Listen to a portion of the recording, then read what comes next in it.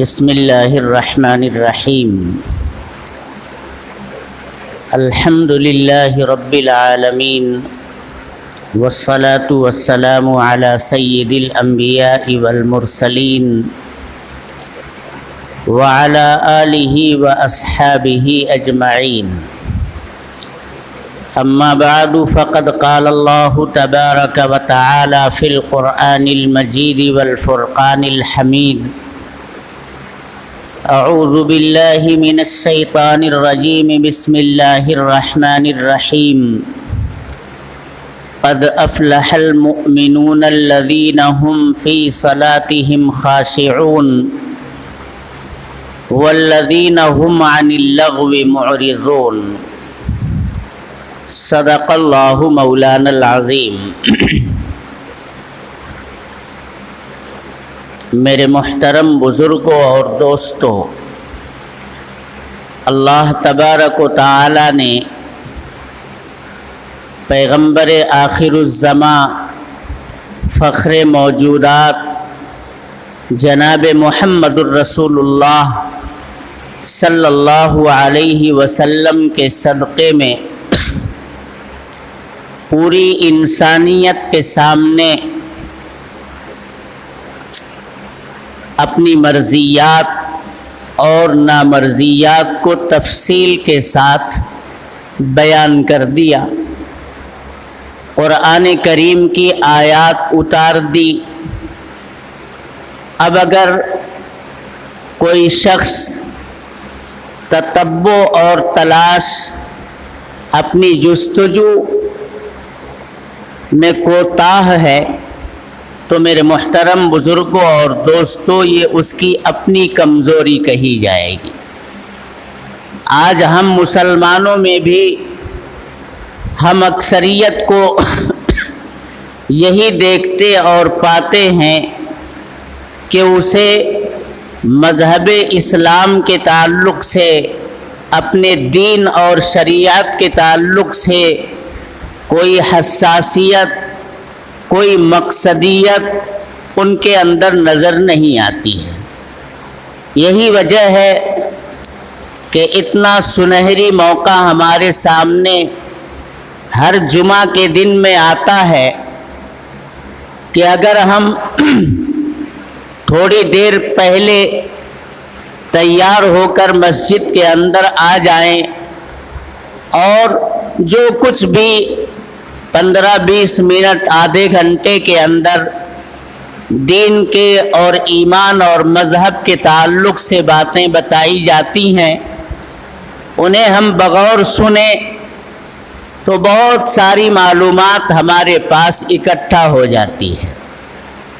گزشتہ ہفتے حضرت قاری صاحب نے کتنی درد مندی کے ساتھ، کتنے کرب کے ساتھ اس بات کا اظہار فرمایا تھا کہ ہم لوگوں کے اندر دین کی تلاش، دین کی جستجو اور دین کی معلومات کا جذبہ سرد پڑتا جا رہا ہے۔ جمعہ کے روز جو نمازی آتے بھی ہیں وہ خطبے کے وقت آتے ہیں، خطبہ سماعت کرتے ہیں، دو گانا ادا کرتے ہیں اور اس کے بعد وہ مسجد سے نکل جاتے ہیں۔ میرے دوستو، کیا یہی ہمارا رویہ رہنا چاہیے؟ اپنے رب، اپنے پروردگار اور اپنے پالنہار کے ساتھ ہمارا یہ رویہ کیسے چل پائے گا؟ پھر حالات نہیں آئیں گے تو اور کیا ہوگا؟ اللہ تبارک و تعالی ہم سب کی حفاظت فرمائے۔ لوگوں نے دین کے اندر تتبع کی، تلاش کیا، اس کی خوبیوں کو دیکھا، پرکھا۔ جناب محمد الرسول اللہ صلی اللہ علیہ وسلم کے پیام انسانیت میں لوگوں نے تدبر کیا اور یہ پایا کہ اسی طریقے کے اندر دنیا کی فلاح اور بہبود بھی مضمر ہے، اور اسی راستے پر چل کر کے اللہ تبارک و تعالی کی رضا اور اس کی خوشنودی بھی حاصل کی جا سکتی ہے۔ تب لوگوں نے مذہب اسلام کو میرے محترم بزرگوں اور دوستوں اپنے گلے سے لگایا ہے۔ کیا آپ حضرت طفیل ابن عمرو دوسی جو ایک مشہور یمن تہامہ کے رہنے والے اپنے قبیلے دوس کے بہت بڑے سردار آدمی ہیں، اشراف میں اور سرداروں میں ایک ممتاز سردار کی حیثیت سے انہیں جانا پہچانا جاتا تھا۔ وہ اپنے پورے قبیلے کے اندر ہی نہیں، وہ پورے خلیج کے اندر، پورے عرب کے اندر جانے اور پہچانے جاتے تھے۔ انتہائی سخی اور فیاض آدمی تھے۔ ان کے دروازے پر آنے والا سائل کبھی محروم واپس نہیں جاتا تھا۔ جو شخص بھی ان کے پاس اپنی فریاد لے کر کے آتا تھا، وہ اس کی فریاد کو پورا کرنے کے لیے ہر طرح سے تیار ہو جایا کرتے تھے۔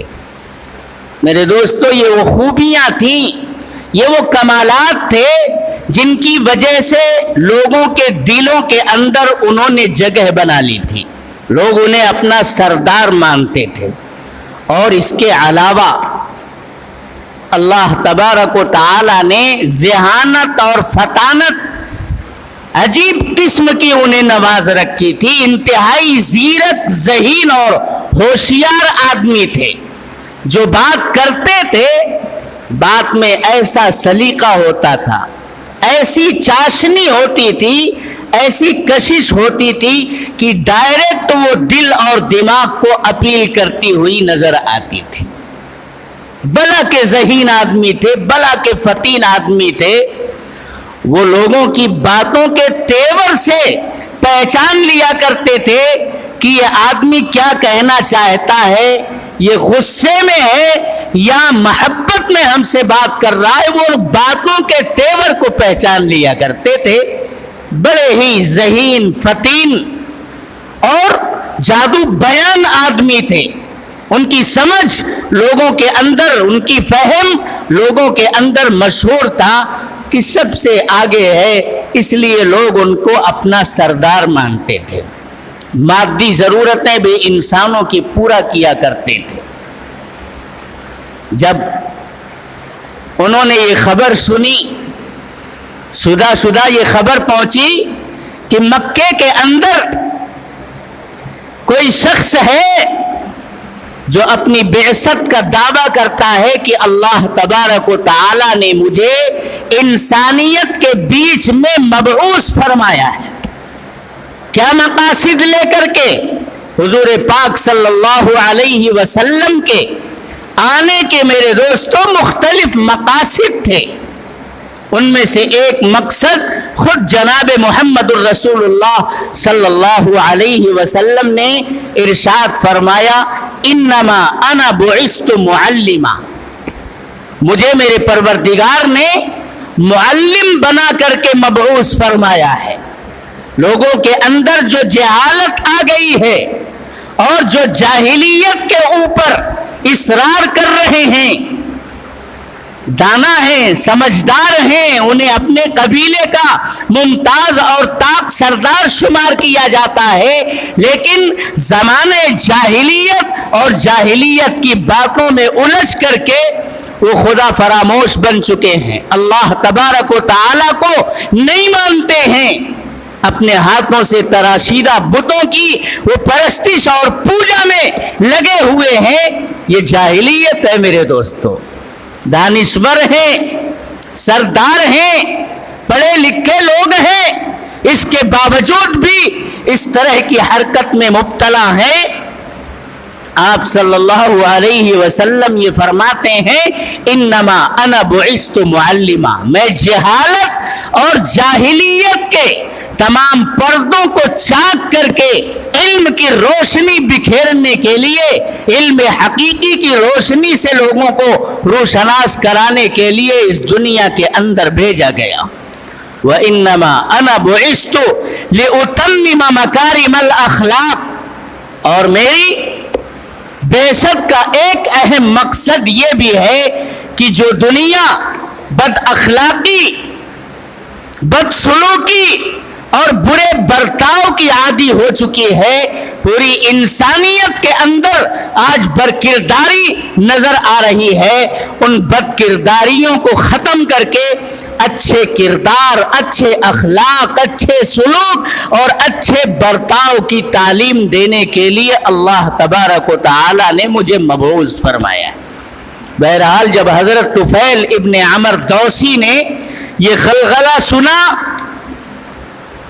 کہ کوئی شخص مکے کے اندر ہے جو اپنے آپ کو اللہ کا پیغمبر کہتا ہے، اللہ کے رسول اور نبی ہونے کا دعویٰ کرتا ہے، تو آپ جانتے ہیں پہلے تو انہوں نے تھوڑی بہت تحقیق اوروں سے کرائی، لیکن ایک وقت آیا کہ خود تشریف لے گئے مکہ المکرمہ میں، تہامہ سے نکلے، رخت سفر باندھا اور پہنچ گئے مکہ المکرمہ۔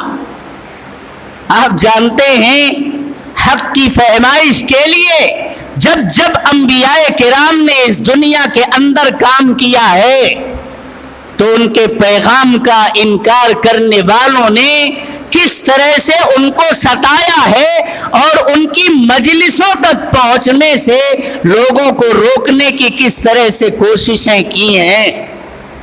نبی کریم صلی اللہ علیہ وسلم نے بھی حق کا آوازہ بلند کیا تھا، اللہ کی وحدانیت کا نغمہ جناب محمد الرسول اللہ صلی اللہ علیہ وسلم نے فاران کی چوٹیوں سے بلند کیا تھا۔ پہنچ گئے مکہ المکرمہ، ابھی آبادی کے اندر داخل ہی ہو رہے ہیں کہ قریش مکہ، کفار اور مشرکین نے آ کر کے گھیر لیا،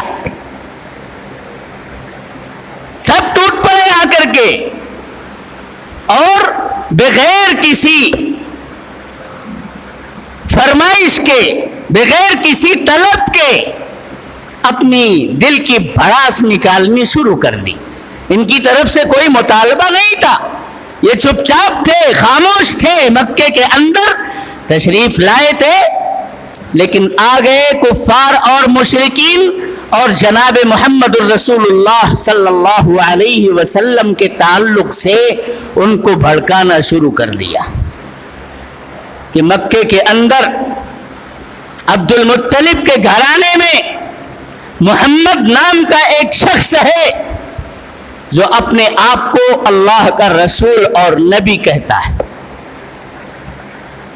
اور وہ جو بات کرتا ہے اس کی باتوں کے اندر عجیب قسم کا جادو ہے، عجیب سحر ہے، عجیب کشش ہے۔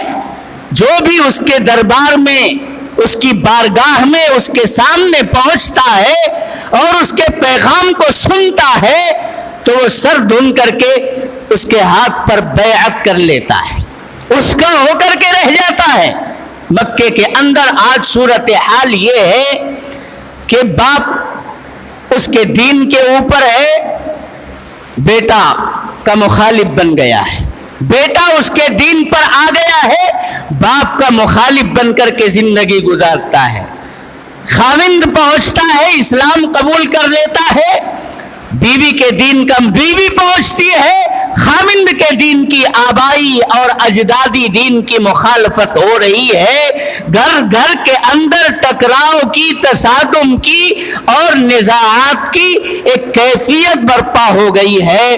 لہذا ہم تمہیں یہ کہتے ہیں کہ آپ تشریف لائے ہیں، ہم آپ کا اعزاز کرتے ہیں، آپ کا اکرام کرتے ہیں، آپ کو اپنا مہمان بناتے ہیں، بہترین مہمان خانے اور ضیافت کا انتظام کرتے ہیں، آپ تو سردار ہیں اپنے قبیلے کے، ہم آپ کو بہت چاہتے ہیں، بہت مانتے ہیں، آپ تشریف لائیے، بصرو چشم ہم آپ کو قبول کرتے ہیں اور مکہ کے اندر آپ کا استقبال ہے، ہم سب آپ کی ضیافت اور خدمت کے لیے تیار ہیں، بس ایک کام کیجئے کہ محمد کے پاس مت جائیے گا، اس دربار میں مت جانا، اس کی باتوں کو مت سننا، ورنہ تمہارا دل بھی بدل جائے گا، تمہارے دل کی دنیا میں انقلاب پیدا ہو جائے گا، وہاں جانا مت۔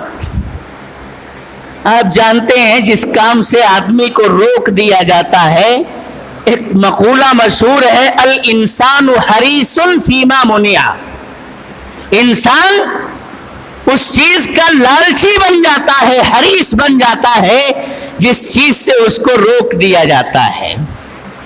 حضرت آدم اور حوا کو بھی روکا گیا تھا نا، وَلَا تَقْرَبَا هَٰذِهِ الشَّجَرَةَ فَتَكُونَا مِنَ الظَّالِمِينَ، کہ جنت کی تمام نعمتیں آپ لوگوں کے لیے ہیں، کھائیے پیجیے، عیش و آرام کی زندگی گزاریے، بس اس درخت کے پاس مت پھٹکیے گا۔ میں حرص اور لالچ کی کہ ان کے دل میں بات پیدا ہوئی، ایسا نہیں ہے، لیکن بہرحال جب شیطان نے بہکایا اور حضرت حوا کے اوپر اس نے ڈورے ڈالے اور اس کے مہاجال کے اندر حضرت حوا پھنس گئی، اور حضرت آدم کو بھی انہوں نے اس پر آمادہ کیا، درخت کھا کر کے اور اس کا پھل کھا کر کے پھر جنت سے باہر نکالے گئے۔ یہ ساری داستان ہم اور آپ پڑھتے ہیں۔ انسان کی سرشت اور فطرت میں یہ بات ہے کہ جب اسے کسی کام سے، کسی چیز سے، کسی بات سے روکا جاتا ہے تو وہ اس کے کرنے اور اس کا مرتکب ہونے کے لیے وہ اپنے آپ میں ایک لالچ محسوس کرتا ہے۔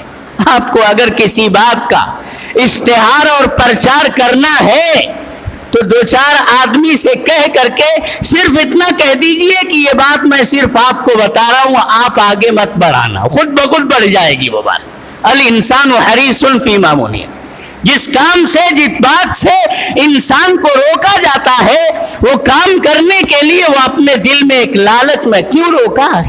کچھ تو دال میں کالا ہے۔ شدہ وہ خبر اتنی عام ہو جائے گی کہ میرے محترم بزرگوں اور دوستوں، اس کے وہم و گمان میں بھی نہیں تھا کہ میری یہ بات اتنی تیزی کے ساتھ جنگل کے آگ کی طرح سے پوری دنیا کے اندر وائرل ہو جائے گی، پھیل جائے گی۔ اللہ تبارک و تعالی نے انسان کی فطرت میں یہ بات رکھی، الانسان حریص فیما منع، جس کام سے اسے روکا جاتا ہے وہ اس کام کے اندر دلچسپی لینے لگتا ہے اور اس کو عام کر دیتا ہے۔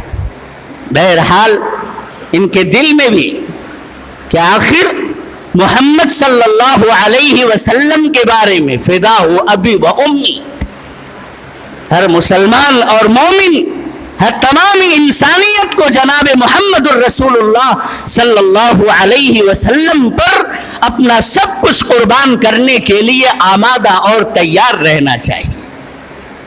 انہی کے پیغام نے میرے دوستو دنیا سے جہالت کو ختم کیا ہے اور جاہلیت کی تاریکیوں کو چاک کرنے کا کام جناب محمد الرسول اللہ صلی اللہ علیہ وسلم نے کیا ہے۔ آپ کی آمد سے پہلے کی دنیا کا منظرنامہ آپ اٹھا کر کے دیکھ لیجئے، دنیا سسک رہی تھی، کراہ رہی تھی، بلک رہی تھی، انسانی اقدار ختم ہو رہے تھے، انسانیت پامال ہو رہی تھی، انسانیت روتی جا رہی تھی۔ ایسے وقت میں جناب محمد رسول اللہ صلی اللہ علیہ وسلم نے انسانیت کا درس دے کر کے انسانی قدروں کو بھی بچایا ہے، حقوق اللہ پر لوگوں کو کھڑا کیا، حقوق العباد ادا کرنے کے لیے لوگوں کو آمادہ اور تیار کیا۔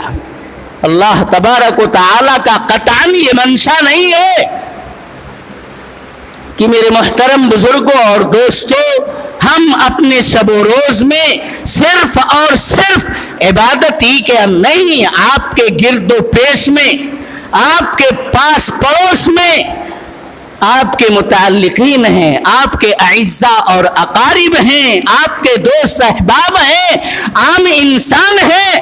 اللہ تعالیٰ یہ کہتے ہیں کہ عبادت تو صرف اللہ تعبدوا الا ایاہ، عبادت اللہ کی ہوگی، لیکن اس لحاظ کے ساتھ کہ اپنے لوگوں کو خبر گیری بھی رکھو. کوئی مجبور ہے, کوئی ناتما ہے, کوئی بےکس ہے, کوئی یتیم ہے, کوئی بیوہ ہے, آپ اس کے ساتھ اچھا برتاؤ کیجئے, حسن سلوک کیجئے. زکوٰۃ اور صدقات نافلہ کا میرے دوستو ایک نظام مقرر کیا گیا. انسانیت کے بیچ میں جو اس طرح کے کمزور لوگ ہیں ان کی خبر گیری کے لیے اللہ کے یہاں ہماری زکوٰۃ پہنچتی ہے کیا؟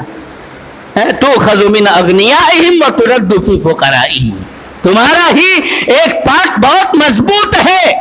انسانوں کا ایک طبقہ ثروت مند اور مالدار ہے, اس طبقے کے اوپر یہ ضروری ہے کہ وہ اپنے کمزوروں کو بھی سنبھالے. بنی آدم آزائے یک دیگرن کہ در آفرینش بیک زو جوہرن. شیخ سعدی نے بہت اچھی بات لکھی ہے کہ تمام بنو آدم, تمام انسانیت, تمام آدم ذات یہ کیا ہیں؟ یہ ایک دوسرے کے اعضاء ہیں. جیسے ہمارے جسم کے اندر اعضاء ہیں, انگلیاں ہیں, انگلیوں میں پوروے ہیں, پورووں کے اندر رگیں ہیں, رگوں کے اندر خون ہے. مختلف چیزوں کو جوڑ کر کے اللہ تبارک و تعالی نے ہمارے اس خوبصورت سراپا کو تیار کیا ہے. پاؤں کے ناخن سے لے کر کے سر کے بالوں تک مختلف اعضاء, مختلف مشینریاں اللہ تبارک و تعالی نے اندر اور باہر رکھ رکھی ہیں. جب ہمارا کوئی عضو تکلیف میں چلا جاتا ہے, انگلی کٹ گئی, ناخن اکھڑ گیا, پلکیں خراب ہو رہی ہیں, چہرے پر داغ دھبے آ رہے ہیں چھوٹی بڑی, کبھی اندر دل میں, جگر میں, پھیپھڑے میں, گردے میں, مثانے میں کوئی تکلیف پہنچتی ہے تو پورے جسم کو میرے محترم بزرگوں اور دوستوں ہم گردش میں نہیں لگاتے ہیں کیا؟ پورے جسم کو لے کر کے ہم ڈاکٹر کے پاس پہنچتے ہیں اور سراپا ہم اس کے سامنے اپنی فریاد رکھتے ہیں کہ نہیں رکھتے ہیں کہ ہمیں بخار ہے, ہمیں سردی ہے, ہمیں زکام ہے, ہمارے دل میں درد ہے, ہمارے گردے کام نہیں کر رہے. بنی آدم آزائے یک دیگر. ایسے ہی تمام انسانیت یہ جسم واحد کی مانند ہے. شیخ سعدی یہ فرماتے ہیں سب ایک دوسرے کے عضو ہیں. اگر ایک عضو معطل ہوتا ہے, شل ہوتا ہے, تو تمام اعضاء اس کا سپورٹ کرتے ہیں اور اسے لے کر کے ڈاکٹر کے پاس پہنچتے ہیں کہ نہیں پہنچتے ہیں. اس کا علاج ہوتا ہے, تجویز ہوتی ہے دوائیں, اور میرے دوستو وہ دوائیں ہم کھاتے ہیں پھر آرام پاتے ہیں. کہ در آفرینش بیک جوہرن, ایک ہی جوہر سے اللہ تبارک و تعالی نے سب کو پیدا کیا. تو ہمارے ثروت مند طبقے کو, مالدار طبقے کو اللہ تبارک و تعالی نے مکلف کیا ہے کہ انسانیت کا وہ طبقہ جو سڑکوں کے اوپر بھیک مانگتا پھرتا ہے, جو سردی کے موسم میں ادھر ادھر ٹھٹھرتا ہے, جن کے پاس تن ڈھانکنے کے لیے کپڑے نہیں, سر چھپانے کے لیے چھپر نہیں ہے, ایسے انسانوں کو, ایسے ناقص, مجبور, بیوہ اور یتیم بچوں کی کفالت کرو, ذمہ داری اٹھاؤ. تؤخذ من اغنیائہم وترد فی فقرائہم. اللہ کے یہاں کچھ نہیں جاتا تمہارا یہ مال و متاع, اس کو کوئی ضرورت نہیں ہے. اللہ الصمد, وہ تو بے نیاز ہے, اسے نہ کھانے کی ضرورت ہے, نہ پینے کی ضرورت ہے, کسی چیز کی کوئی ضرورت نہیں ہے. وہ اسباب سے بالا تر ذات ہے. اللہ تبارک و تعالی کو آپ کے مال و متاع کی قطعاً ضرورت نہیں ہے. ہاں, آپ کا کوئی پارٹ, کوئی طبقہ, کوئی گوشہ, کوئی سماج اگر کمزور حالت میں جی رہا ہے, یہ انسانی اقدار کے لیے بدنما داغ ہے.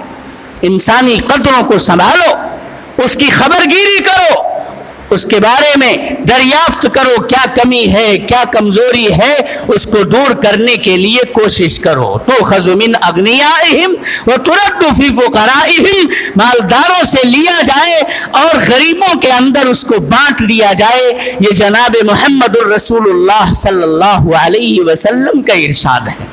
آپ نے اپنے لیے نہیں، اپنے گھرانے کے لیے نہیں، آپ اگر چاہتے تو دنیا کا مال سمٹ کر کے صحابہ کرام اور تمام اہل ایمان کتنی ٹوٹ کر کے اپنے پیغمبر سے محبت کرتے ہیں، اگر کوئی فیصد ہمارے مال کے اندر ہمارے پیغمبر نے اپنے لیے، اپنے کنبے اور خاندان، اپنی نسلوں کے لیے مقرر کیا ہوتا تو ہم اس میں حصہ لے کر کے اپنے لیے سرمایہ سعادت اور نجات تصور کرتے، لیکن جناب محمد الرسول اللہ صلی اللہ علیہ وسلم نے اپنے اوپر اور اپنے کنبے اور خاندان کے اوپر صدقات واجبہ اور زکوٰۃ کو میرے دوستوں ناجائز قرار دیا ہے۔